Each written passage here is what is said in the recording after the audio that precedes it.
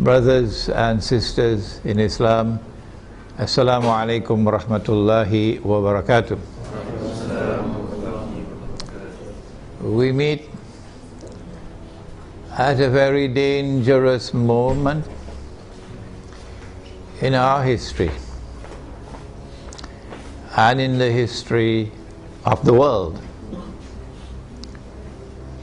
to address you on the subject of implications of a Zionist Israeli attack on Iran, which now appears to be not only fairly certain, but also just around the corner.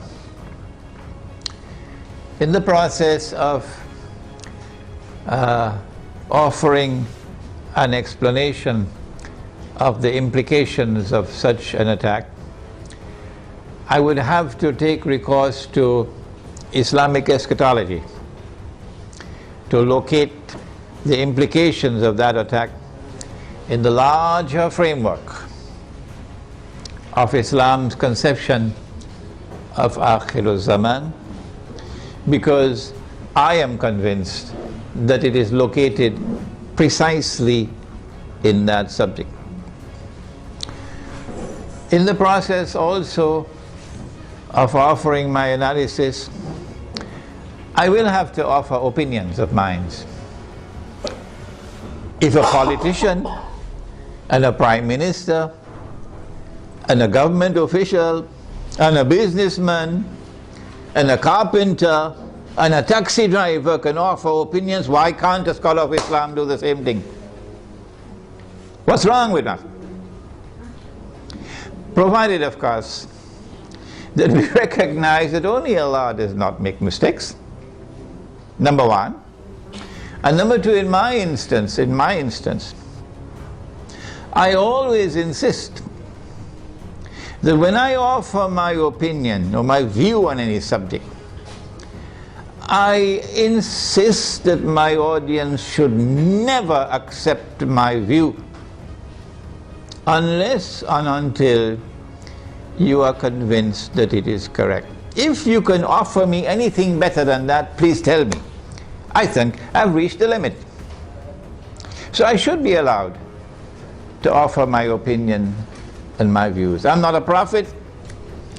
I don't have an angel or a jinn whispering into my ears. I'm offering you opinions based on analysis. And I have the right to do so. And those who warn people don't listen to Imran Hosein should be ashamed of themselves. Having said that, we say that Israel wants to attack Iran because Israel ultimately wants to rule the world. Because the Zionists want to rule the world. Because the Judeo-Christian Zionist European Alliance wants to deliver to the state of Israel the status of ruling state in the world. That's why we believe all these wars are taking place. But why does Israel want to rule the world? They said some 50, 60 years ago, and even then they were telling monstrous lies. So 9/11 was not the first lie.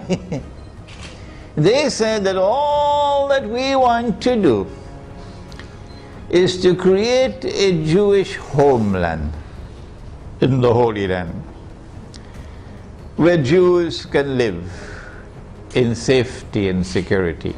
That's all we want to do. And we say that was a monstrous lie.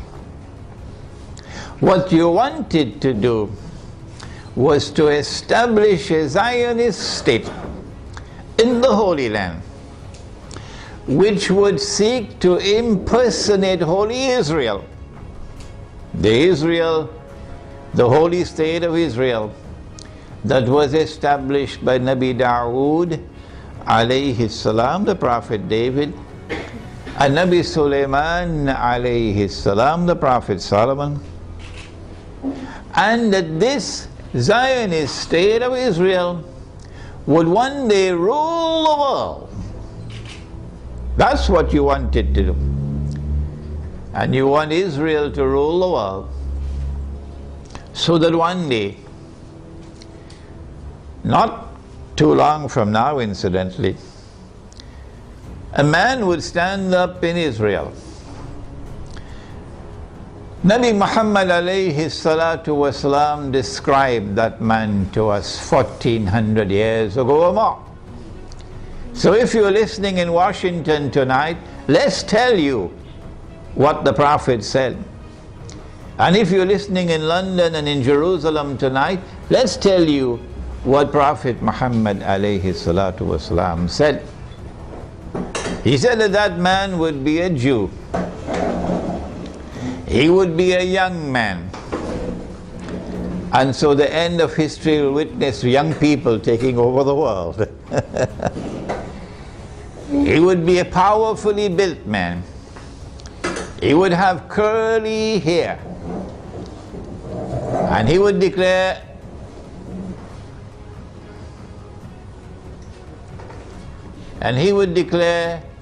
I am the Messiah.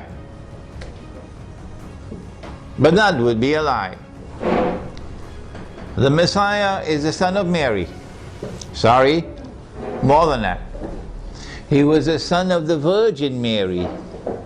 There's only one virgin in the world who ever gave birth to a son and still remained a virgin. And that was Jesus, Nabi Isa alayhi salam. He is the Messiah. Muslims believe that. And most Christians believe that. I don't know whether the Zionist Christians also believe that. Somebody should ask them. He is the Messiah. And one day he's coming back, said Nabi Muhammad alayhi salatu wasalam. Whether Washington believes that or not is irrelevant. One day he's going to come back, said Nabi Muhammad alayhi salatu wasalam. And when he comes back, he's going to rule the world from Jerusalem. That is in the hadith, because he would be Hakimul Adil, a ruler who will rule on the basis of justice. Those who today rule the world do so with injustice. That's why they want this Israel to rule the world. Because that man who says, I am the Messiah, would not be the son of the Virgin Mary. No, said Nabi Muhammad alayhi salatu wasalam, he would be Al-Masih Ad-Dajjal, the false Messiah, the Antichrist. Every Muslim knows about him. Most Christians know about him. I don't know about the Zionist Christians. And so lots of people know this subject. And that moment when that man is going to rule the world from Jerusalem appears to me to be around the corner. Maybe 20 years, maybe 30 years. And so this is why they want to attack Iran. We want to begin our analysis tonight by pointing out that there is a moral foundation to the law of war and peace. And that moral foundation is that you do not launch wars unless there is a just cause for it.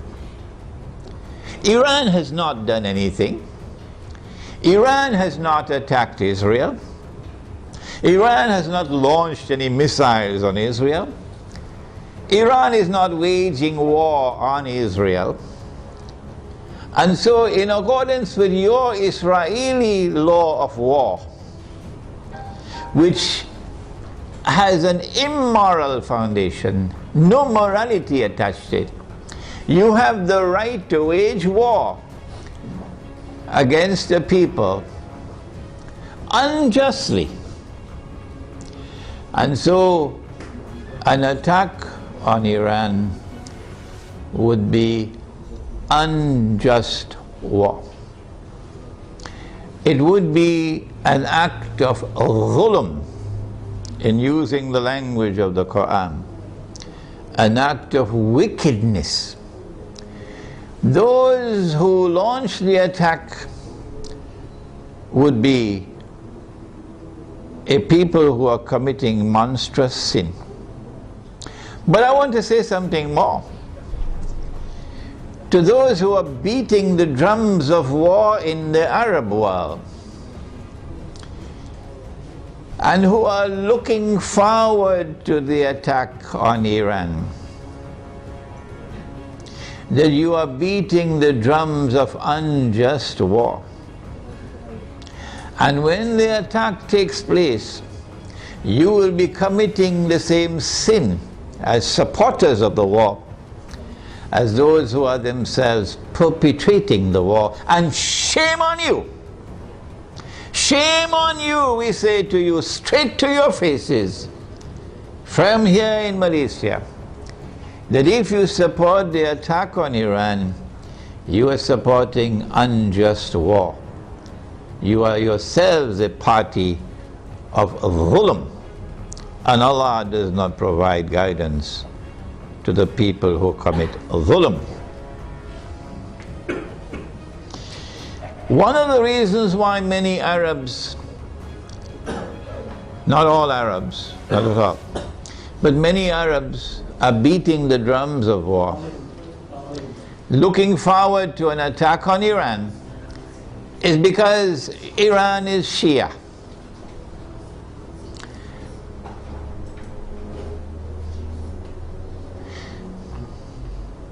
They hold the view that Shia are kuffar, and hence it is permissible to launch war on the kuffar, the disbelievers.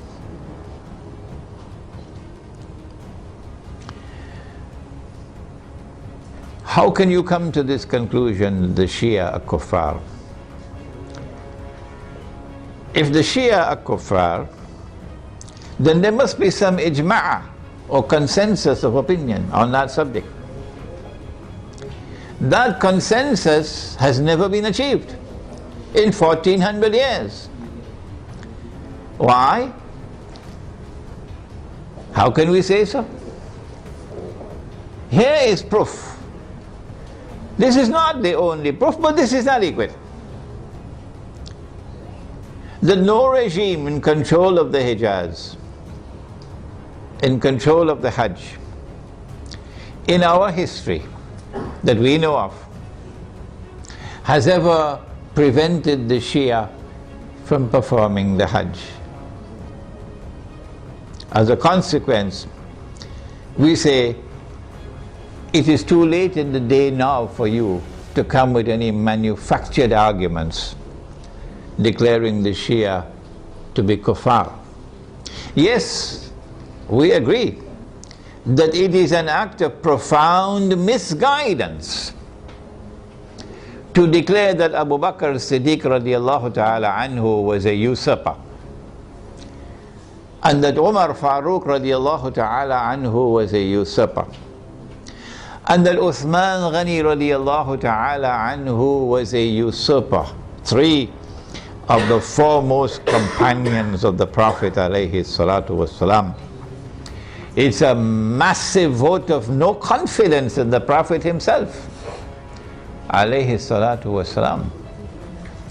And we say of those who insist that these three companions of the Prophet alayhi salatu wasalam were usurpers, we say you are profoundly misguided.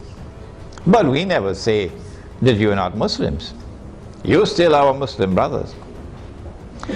And so the argument that the Shia are kuffar and hence it is permissible to launch war on them is invalid. But secondly, does the religion of Islam say it is permissible to wage war on kuffar? Where did you learn your Islam from? Mars or Venus or Jupiter? Huh? This is the religion of Islam. Truth is from your Lord. فَمَنْ شَاءَ فَلْيُؤْمِنْ وَمَنْ شَاءَ فَلْيَكْفُرْ.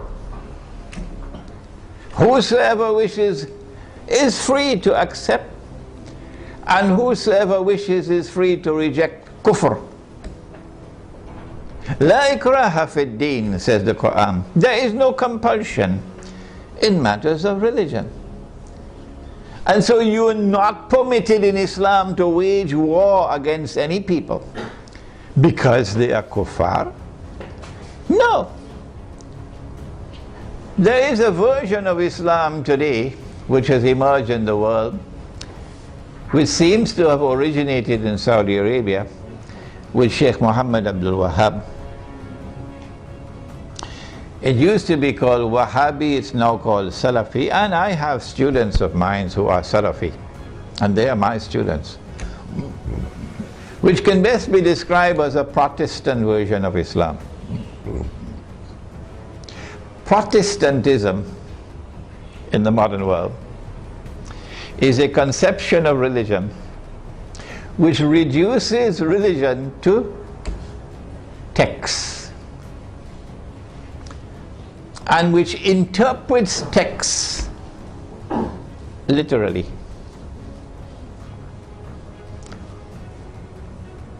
As a consequence, Protestant Islam is incapable of distinguishing between appearance and reality, particularly when they differ with each other. But let's leave that fairly technical subject for a while. It is Protestant Islam today which is beating the drums against the Shia. Muslims who are Sunni and Muslims who are Shia have lived together for 1400 years, peacefully, amicably, without any boxing gloves, fighting with each other, without any bloodletting. And it is strange that at a time when the Zionists are about to move to their final stage of the mission, there should come this strange drum beating from that version of Islam, with great hostility to the Shia, and paving the way for promoting war against the Shia. They call it a jihad against the Shia. They would like to force the Shia to abandon their Shia beliefs and to become Sunni. Do you do it by warfare? Actually, although they themselves may not understand it, the drum beating against the Shia and the attack which is about to be launched on Iran is located in a larger framework in which those who are waging war on Islam are seeking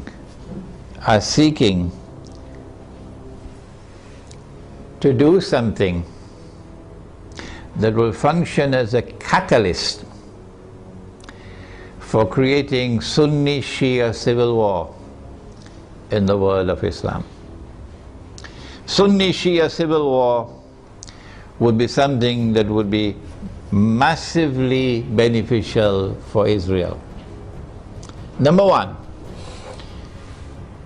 Sunni-Shia civil war will make Islam look negatively, a negative image in the world, at a moment when Islam is center stage in the attention of the whole world.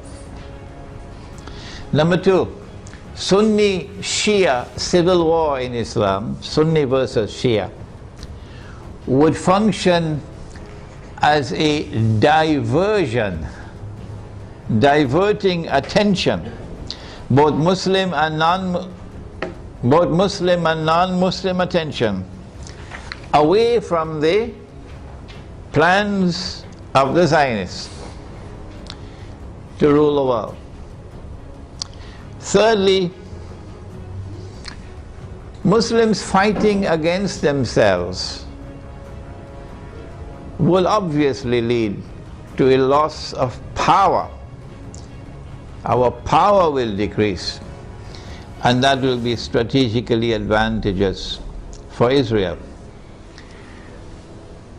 But most important of all, if an attack on Iran provokes Sunnis to be so foolish as to turn in hatred against the Shia, and provokes Shia to be equally foolish to turn in hatred against the Sunni, then that Sunni Shia civil war, and I hope none in our audience here tonight is so stupid, it will allow that Sunni Shia civil war to destabilize very important parts of the world of Islam, where there are significant Shia communities living amongst the Sunnis. Before we turn to identifying those areas which can be destabilized and advantageous for Israel, let us conclude this section by asking, how should Sunni Muslims around the world, who I hope would listen to this lecture, how should Sunni Muslims respond to an unjust Israeli and NATO attack on Iran? Number one, Sunni Muslims must follow the guidance of the Quran and the guidance which has come from Nabi Muhammad alayhi salatu wasalam, and not follow CNN and Al Jazeera. And you must support the victim of aggression. Wallahu'alam anfusikum. Even if the victim of aggression is not your friend, in this case he's your Muslim brother, you must support the victim of aggression, and you must condemn the aggressor. That is the first response. Iran will be a victim of aggression, and Israel will be an aggressor. How should Pakistan respond if Israel attacks Iran? And I hope the Pakistani people are listening. How should Egypt respond if Israel attacks Iran? Pakistani Muslims and Egyptian Muslims must ensure that they, the people, don't wait on the governments and don't wait on the armed forces. The people must respond by showing massive popular support for Iran as a victim of aggression, and must clearly condemn not only those who wage war on Iran, but also those who support those who are waging war on Iran, with particular reference to the government of Saudi Arabia. Number two, so we have dealt briefly with the Sunni Shia civil war problem. War on Iran, and my gosh, look how much time has gone. War on Iran obviously is going to impact on the world economy. Number one, on the price of oil. Not only because Iran is a major supplier of oil, but also because Iran is located in that basin that the Iranians call the Persian Gulf and the Arabs call the Arab Gulf, and they're still fighting over the words. This is the oil basin, and the river Euphrates enters into this basin. And Nabi Muhammad alayhi salatu wasalam told us 1400 years ago that the river Euphrates will uncover a mountain of gold. I suggest that you don't wait for the metal. I want to suggest to you that this is not a text to be understood literally. Protestant Islam is going to wait for a mountain of the metal. Let them wait. And we're not speaking disrespectfully of Protestant Islam. No, we're not speaking disrespectfully of the Salafis. Let me repeat it. I am not speaking disrespectfully of the Salafis, and I'm not speaking disrespectfully of their methodology of a literal interpretation of the text. All I'm saying is let them wait for the mountain of the metal. We interpret the text differently. And we say that mountain of gold is already here. And it's black gold. And it's oil.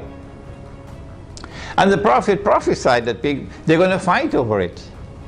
And in the end, 99 out of every 100 are going to be killed. Conventional wars don't kill 99 out of every 100. Conventional wars do not kill 99% of all combatants. This has to be nuclear war to kill 99% of all combatants. Okay? So the Persian Gulf or the Arab Gulf is waiting for nuclear attacks. The price of oil is going to shoot up because Iran can also block the Straits of Hormuz. Yes, in our Iranian territory on this side and Oman on that side. It's not difficult for Iran to block the Straits of Hormuz and disrupt the passage of oil tankers. So we can anticipate fairly confidently that the price of oil is going to escalate dramatically once the attack takes place. And the American government knows that. And that's why the American government does not want Iran to be attacked. Because the American government knows, and the Federal Reserve knows, and the bankers also know that the US dollar is going to collapse. It will not survive an Israeli attack on Iran with the price of oil shooting up through the roof.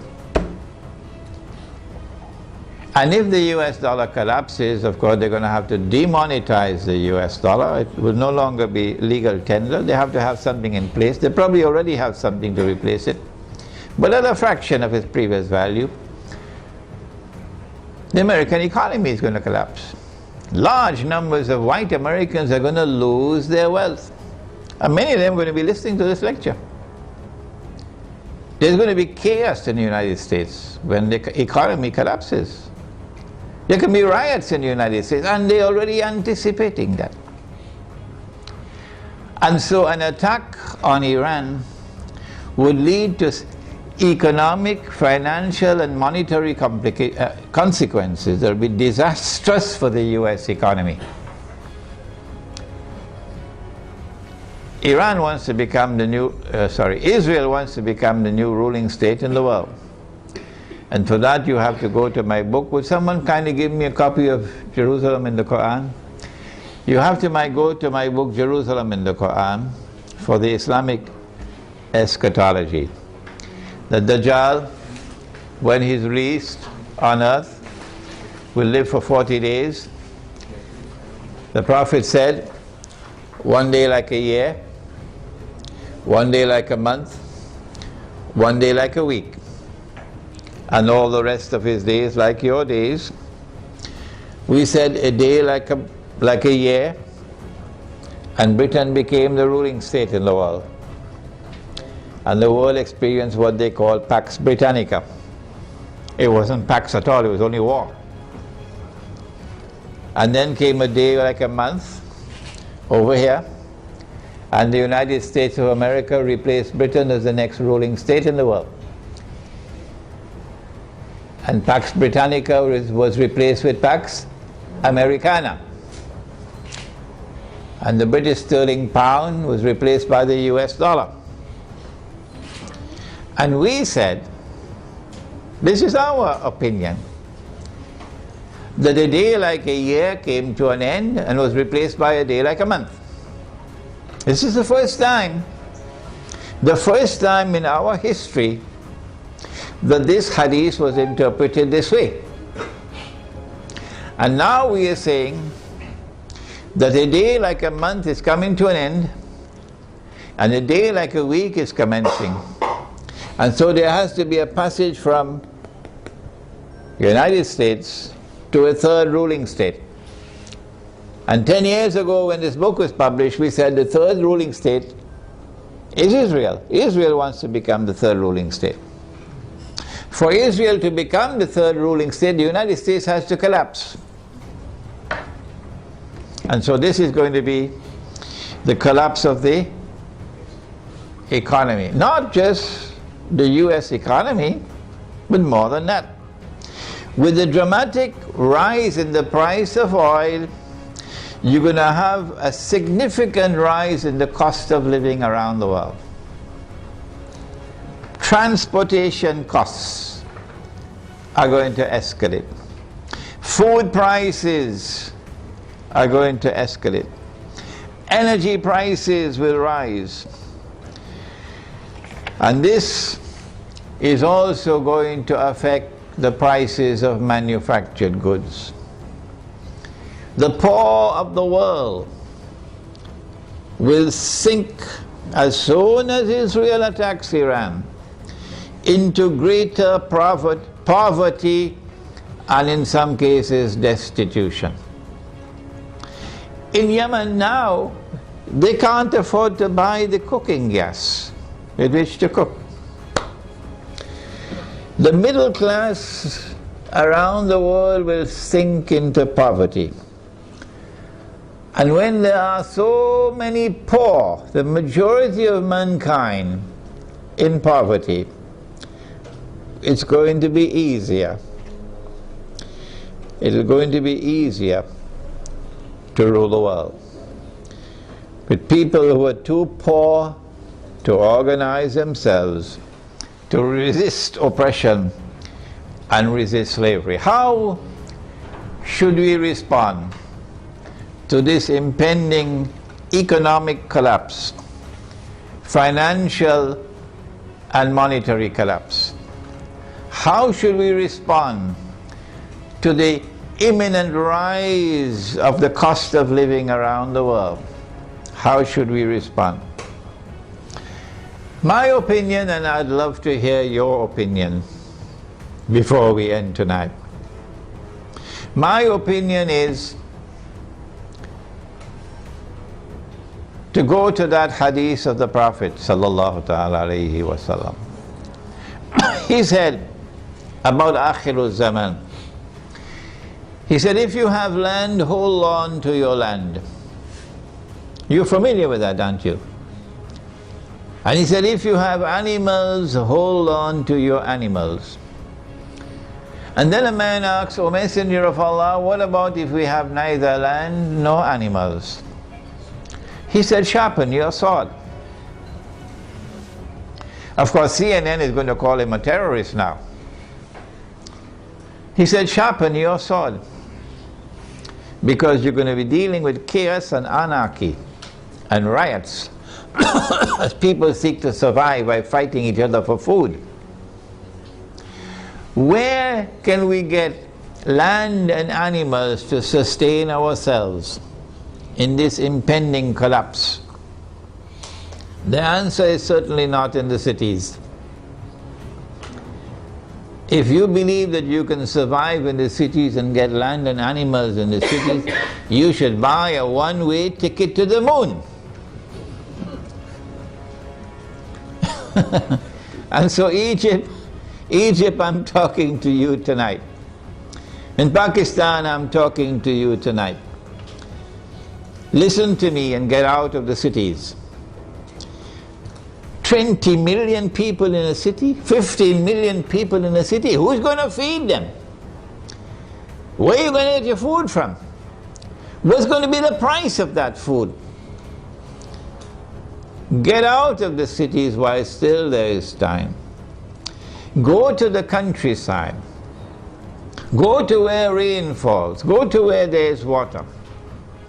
And produce your own food. Dairy crops, food crops, dairy farming, milk and meat. so that you can survive the storm that is coming. Ensure there is water supply. Do not depend on oil for energy. Use natural energy. A bicycle is natural energy. Wind, solar energy, water energy. Number two, live in small communities, because small communities can more easily sustain themselves without having to be dependent on supplies of food from outside the communities.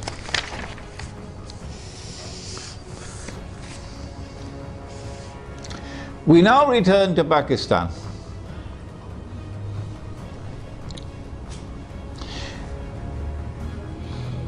An attack on Iran can be launched simultaneously with an attack on Pakistan.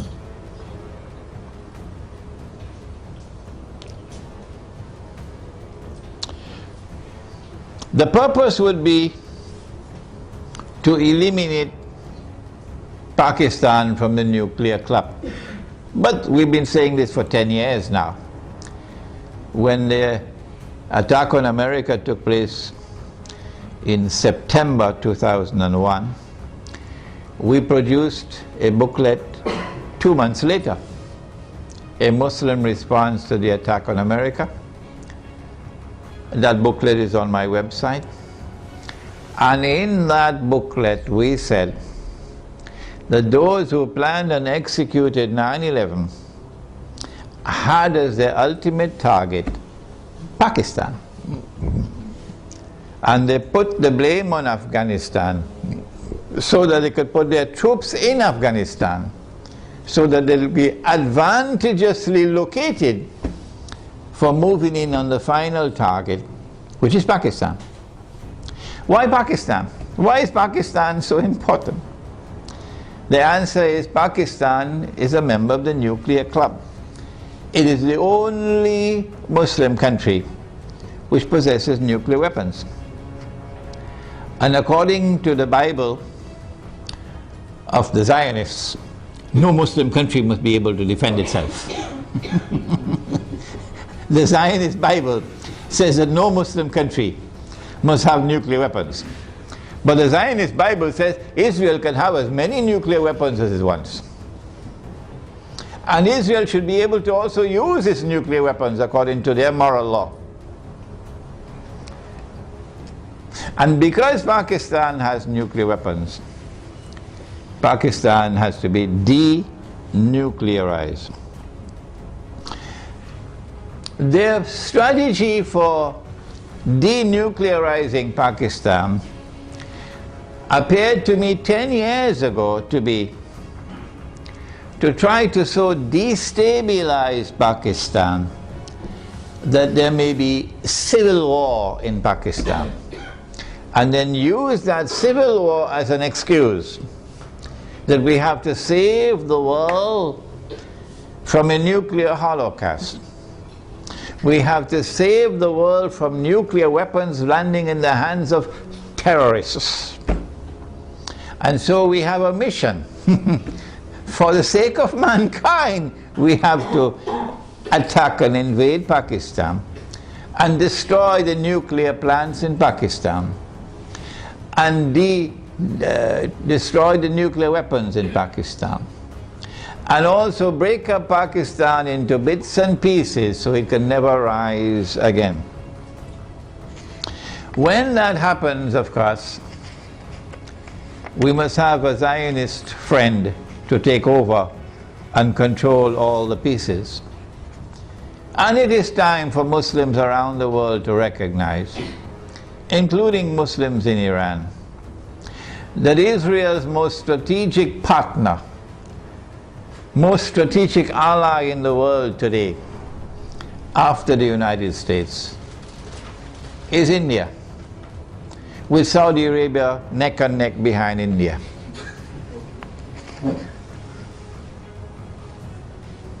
And so not only must India be involved in the attack but also when the attack takes place on Pakistan, and if it succeeds, then in the sequel it is India who must now control the region on Israel's behalf.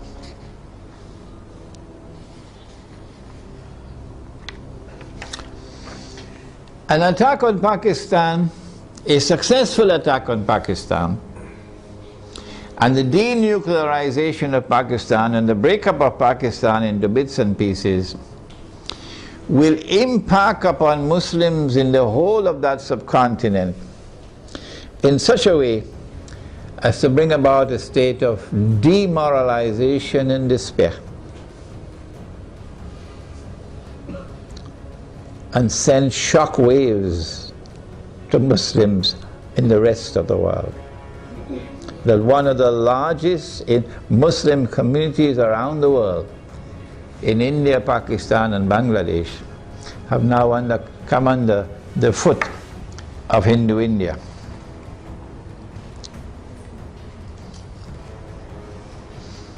So India will rule the entire South Asia with NATO in control in Afghanistan. What should Pakistan do at a time like this? This late hour. Perhaps it's already too late for Pakistan to do anything, because those who have controlled Pakistan politically and those who have been in control of the Pakistan armed forces have distinguished themselves with their stupidity. And I have to use a harsh language. I'm so sorry to use this harsh language against them. Their awesome and monstrous stupidity these last 10 years since 9/11 in supporting war on terror, which is a euphemism for war on Islam, supporting NATO in the attack on Afghanistan, your innocent Muslim brothers in Afghanistan, and you supporting NATO, killing innocent people. But more than that, handing over the territory of Pakistan to the Zionists. Have you no shame? This is what you did for 10 years. That all the NATO supplies going to Afghanistan went to the territory of Pakistan, and it took you 10 years to stop it. Only when NATO killed 23 Pakistani soldiers, they didn't do by accident. They launched that attack on the Pakistani post while he was sleeping to send a message to you that that's it, the friendship is over, we're coming to attack you now. So only when that happened, now you're going to stop them from transiting the territory of Pakistan with supplies for the NATO troops in Afghanistan? How could you be so stupid to hand over 3 military bases in Pakistan to the United States so that drones could go and from above, pilotless drones, and killing our people innocently? And now, when the knife is about to cut your throat, only now you're waking up. When the attack on Pakistan takes place, I think they already know what's going to happen. So all of these Pakistani Zionists, I call them Zionists, probably already have their suitcases packed. Right? They did it in Saigon.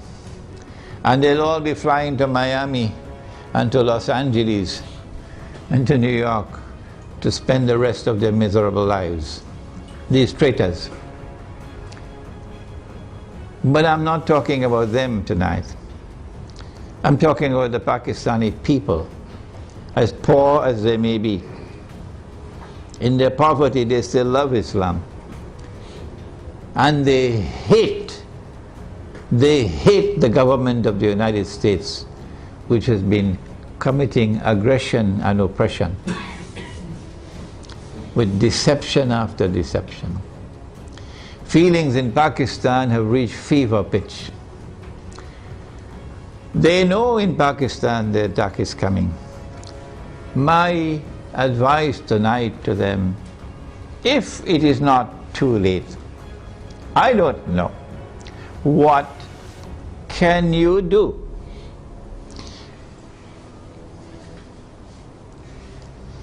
My answer is, if you are to win Allah's help, you got to put your house in order. You got to abandon those who are fighting over sectarian issues. Stay away from them. Get away from these people. Deobandi versus Barelvi. This sect against that sect. Treat these people as though they are a people who have to be cast aside. Don't keep their company. And try to bring once again, bring the fraternity of Islam. That these are all brothers and sisters in Islam, one people. Identify yourself as a Muslim. I am the student of Maulana Dr. Muhammad Fadlur Rahman Ansari, rahimahullah. He established the Alimia Institute of Islamic Studies in Karachi, Pakistan. And that's where I studied under him. And because of what he taught me, and the methodology of study that he gave to me, I'm able to do the work that I'm doing now. So you might want to go to his grave in North Nazimabad in Pakistan, Block B. Go to his grave and offer dua. This is halal, this is permissible. To offer dua that Allah might forgive him his sins, and grant him nur in his grave, and grant him Jannah. Ameen. Maulana Fadlur Rahman Ansari rahimahullah never joined in the sectarian warfare in Pakistan. Never. And he established the Alimia Institute as a non-sectarian institute. He was not Deobandi and the institute was not Deobandi. He was not Barelvi and the institute was not Barelvi. Let me repeat that to those who are now controlling the institute, where I studied and where I was once the principal. He established an institute which was neither Deobandi, nor Barelvi, nor Ahle Hadith, nor Wahhabi. It was Muslim. And he said himself, I am not Deobandi, I am not Barelvi, I am not Ahle Hadith, I am not Wahhabi, I am Muslim. That's his statement. And that's the way out for Pakistan today. To get out of this cancer of sectarian warfare. Number two, Allah made riba haram. Pakistan is miserably poor today because of riba. The paper that you're using as money in Pakistan, the rupee, is bogus, it's fraudulent, it's utterly haram. And it's a vehicle of riba. Your ulama in Pakistan have not been able to recognize that all these years. Go look for those scholars of Islam in Pakistan who can recognize that paper to be bogus and fraudulent and haram, who can recognize so-called Islamic banking to be delivering riba through the back door, who can recognize that membership in the United Nations organization and submission to the Charter of the UN is a recipe to slavery, who can recognize that membership in the International Monetary Fund, which prohibits the use of gold as money, is a recipe for slavery. Look for such scholars of Islam and follow them. And also for the people of Pakistan, get out of the cities, go to the countryside and seek to produce your own food to sustain yourselves in a tomorrow that is coming that's going to be horrible. Let us now turn to implications for the United States of America. As soon as Israel attacks Iran, in my opinion, is that Israel is not going to attempt to deliver a knockout blow.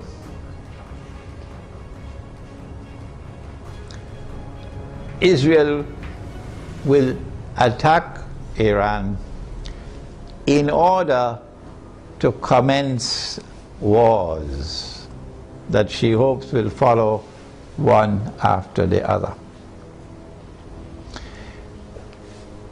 As soon as Israel attacks Iran, the first implication is that Iran is going to attack Iraq. And Iran is strategically poised, advantageously poised, to attack the United States in Iraq. As soon as Iran is attacked, Shias around the world are going to respond with solidarity with Iran.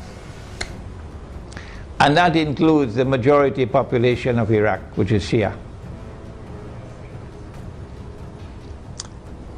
What about the Sunni in Iraq? The Sunnis are waging a war against the United States. They want to get the United States out of Iraq. And if Iran attacks Iraq, the Sunnis are going to also intensify their attacks on the United States. And so the United States is going to be in a no-win situation in Iraq. You'll be facing enemies fighting you on all sides with no friends around you, none. I don't think, and I hope and pray, I don't think that NATO will succeed in getting the Turkish government to act so stupidly to attack Iran. I don't think it's going to happen. No. And let us pray that the Turkish government is not ruled by fools.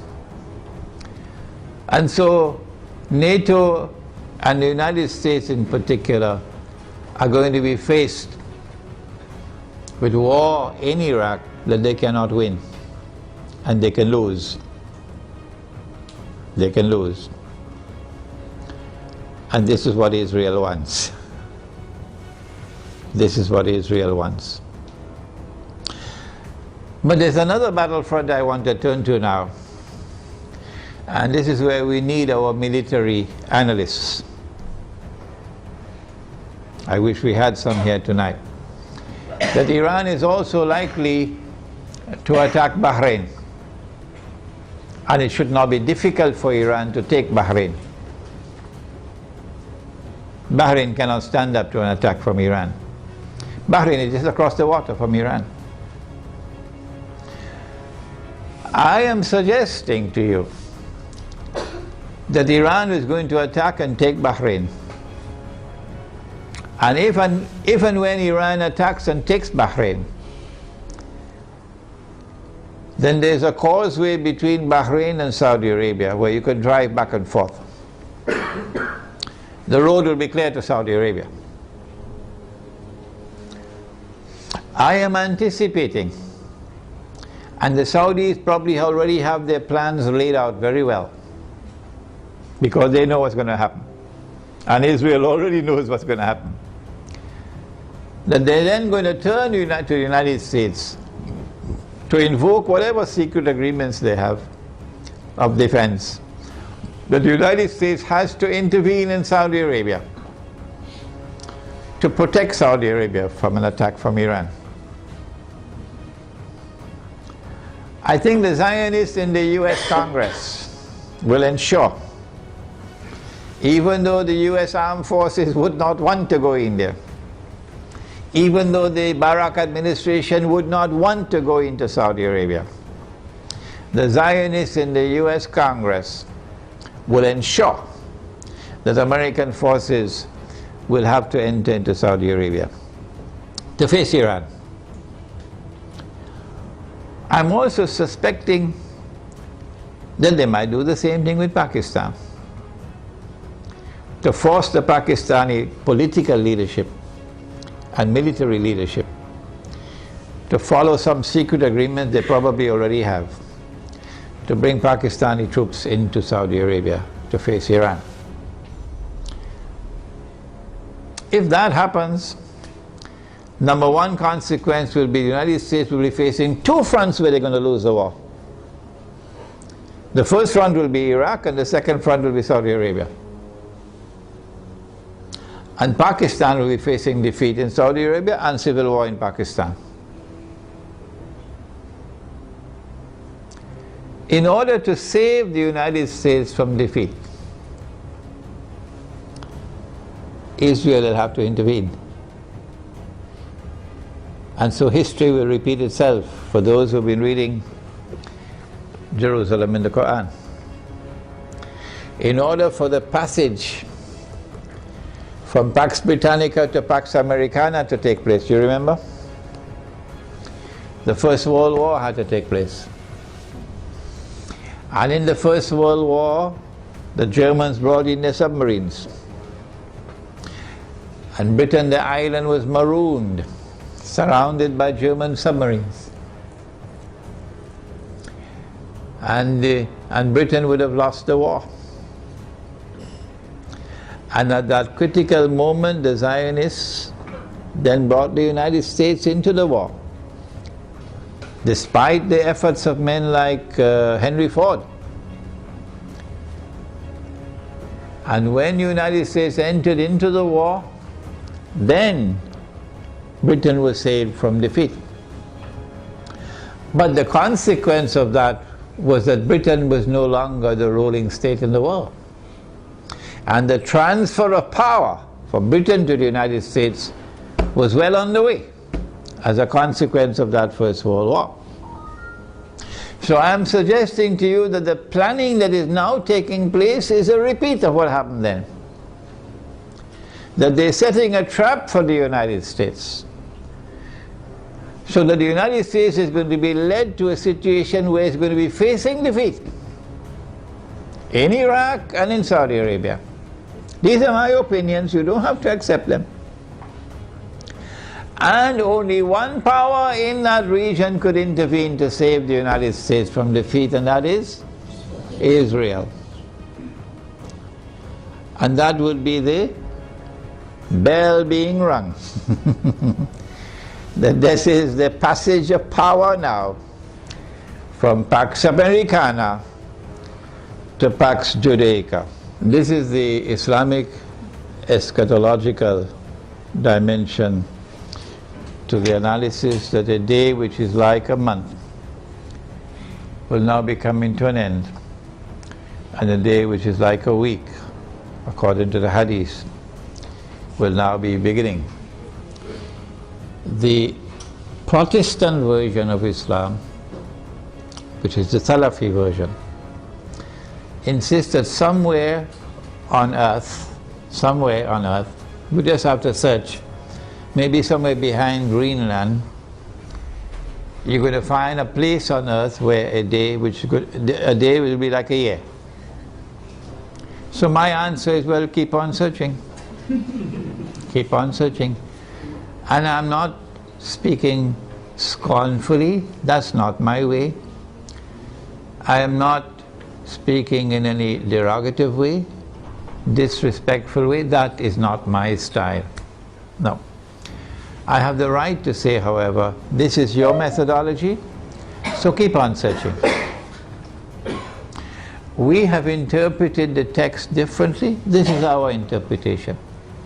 And we have insisted time and again that no one should accept our interpretation unless and until you are convinced that it is correct. We said a day like a year is a different dimension of space and time than the one in which we live. So too a day like a month, and so too a day like a week. But Dajjal is here on earth, but you can't see him. Only when a day which is like a week comes to an end, after Israel has ruled the world for a day which is like a week, only then would Dajjal appear in our world as a human being. as a young man, powerfully bent, curly hair and so on, to rule the world from Jerusalem. And so our Islamic eschatological analysis is that the United States is being led with a controlled demolition of the US dollar, not happening by accident. A controlled demolition of the US economy is not happening by accident. And a trap being set for the United States militarily, so that the United States will can no longer be recognized as the ruling state in the world, and Israel can replace them. I want to end now by turning to two actors, and we thank Allah that He created both Gog and Magog. If He had created Gog alone, we would have been in a lot of trouble now. But He created both Gog and Magog. And He gave both the Gog and Magog the power that none can fight them except Allah Himself. So if Gog and Magog turn against each other, they'll destroy each other, wouldn't they? If you do not understand the subject, I have a book at the back entitled An Islamic View of Gog and Magog in the Modern World. And again, as usual, the Salafis are rejecting that book. Imran Hosein is misguided. I think that for Russia and for China, an Israeli attack on Iran, particularly if it involves the use of nuclear weapons, would be recognized as a threshold being crossed. That so long as you did not cross that threshold, Russia and China were prepared to go along and continue. In the Security Council of the United Nations, for example, cooperating and collaborating where possible in managing the affairs of the world. But once you cross that threshold, the implication for Russia and China is that you have crossed the point of no return.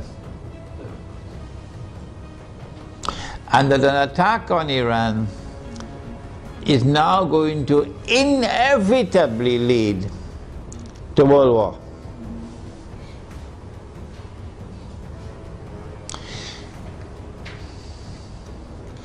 That after Iran and after Pakistan and after the Arabs, the Zionists are going to turn on China and Russia to make sure that China and Russia also bend down their knees and accept Israel,